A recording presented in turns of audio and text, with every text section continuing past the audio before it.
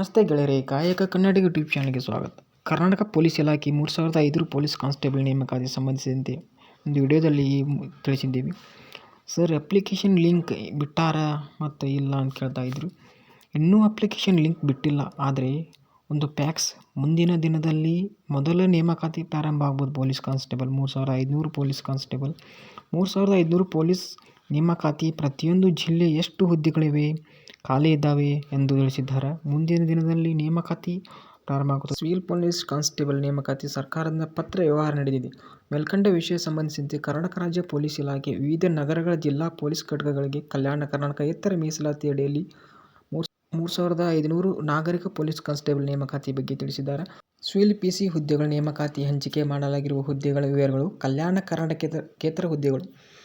ಘಟಕ ಹೆಸರು ಕ್ರೀಡಾ ಮೀಸಲಾತಿ ಕಲ್ಯಾಣ ಕರ್ನಾಟಕೇತರ ಮತ್ತು ಒಟ್ಟು ಹುದ್ದೆಗಳು ಅಂತ ಹೇಳಿದ್ದಾರೆ.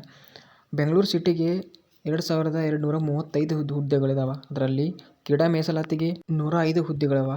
2130 ಕಲ್ಯಾಣ ಕರ್ನಾಟಕೇತರ ಹುದ್ದೆಗಳಿದಾವೆ. ಅತಿ ಹೆಚ್ಚು ಪೊಲೀಸ್ ನೇಮಕಾತಿ ಪೋಸ್ಟ್ಗಳು ಅಂತಂದರೆ ಬೆಂಗಳೂರು ಸಿಟಿಗೆ ಹೆಚ್ಚಿಗಿದಾವೆ. ಮೈಸೂರು ಸಿಟಿಗೆ 70 ಇದಾವೆ.